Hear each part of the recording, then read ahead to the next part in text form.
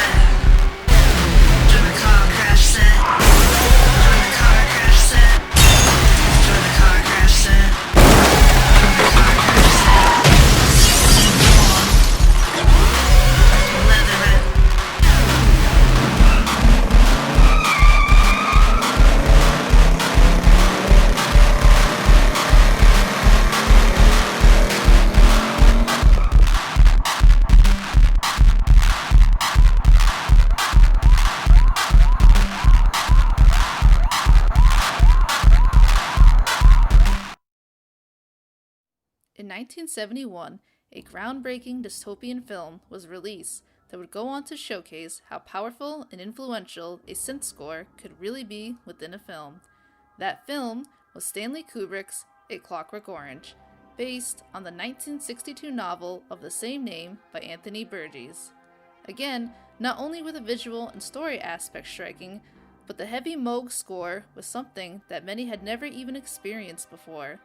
The film score was made by the amazingly talented and forward-thinking composer Wendy Carlos, who is best known for her work with the Moog synth and other movie scores such as The Shining and Tron.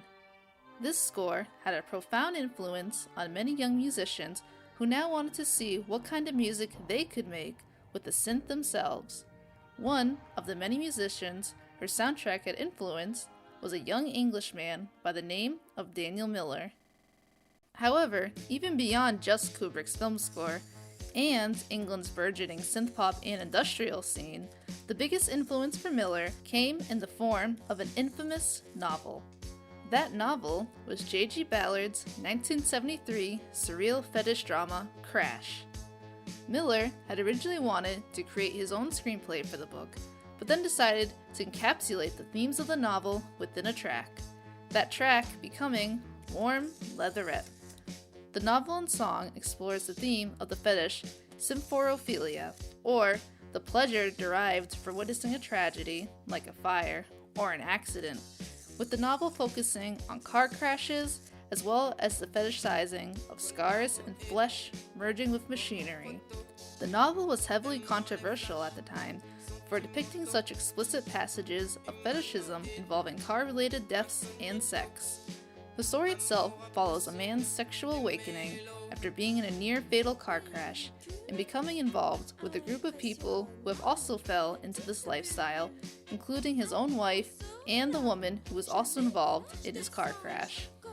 Such obsession with machine fetishism, sadomasochism, death, and throwing uncomfortable and dark human subject matter back into the face of the public perfectly aligned with the ideals of the then burgeoning industrial and performance artists music scene. What Daniel Miller was able to create with just two Revox B77 tape machines and sawtooth waves from a Korg 700 synth has become a pillar and a core sound for the electronic scene. The cold, sterile, and deceptively simple bass line is combined with a dark, fuzzy synth sound, as well as an almost robotic voice from Miller repeating the lyrics in near-perfect sync with the synth. The track started as a B-side to Miller's first single. At the time, Miller had a small electronic outfit called The Normal, which consisted of just him. The Normal only had two releases, the TVOD single, which contained Warm Leatherette, and their second release, live at West Runton Pavilion, a one-sided improvised electronic single. Miller had not expected the single to be popular, but then it went on to sell over 30,000 copies. Both of these singles were released on Miller's own label, Mute Records. Mute has become known as one of the most important labels in the development of the electronic scene. What started out as just Miller releasing his own work led to be a vast, influential, independent label putting acts like Depeche Mode, Fad Gadget, Yazoo, Nick Cave, Nitzareb, Moby, and Boyd Rice out onto the scene. Mute had also established another sub-label called The Gray Area in 1990, focusing more on the reissuing of specifically more industrial acts that had become Miller's peers and influences. Such records came from acts like Throbbing Gristle, Cabaret Voltaire, Monty Casaza, Einstruzendi Neubauten, SPK, Soviet France, and Laibach, as well as many more. Since Warm Leatherette is such a staple to the genre, many consider it an early example of industrial music, or proto-industrial, an interesting term in itself. Another good example of these proto-tracks could be the self-titled track of Jerry and the Holograms that came out in 1979, and countless covers of the track, including some artists on Mute itself.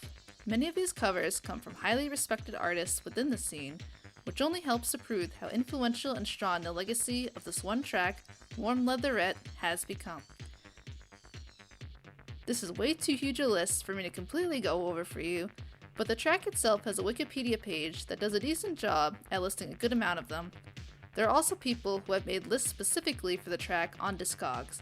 Some of the artists that have covered this track include singer Grace Jones, who arguably has one of the most famous covers of the track off her album of the same name in 1980.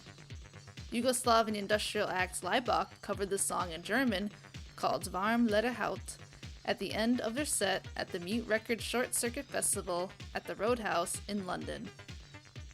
Notorious noise prankster Non, aka Boyd Rice, has covered the track a few times, with one time including the singer Giddel Partridge.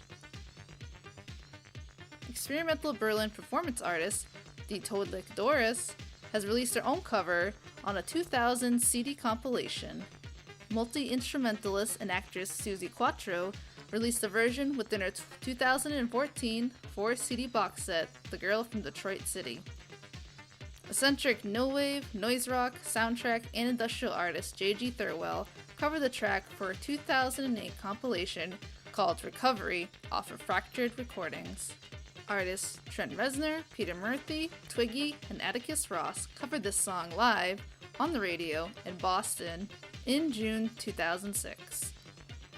There are also covers from Richard X, DJ Hell, Sleep Chamber, Absolute Body Control, Duran Duran, Decoded Feedback, and yeah, that's about as many as I feel like listing. The amount of covers is so vast and so huge. There's so many more from so many talented people. Anyway, I hope I was able to shed a little light on a track that has brought such a fundamental sound to the electronic genre.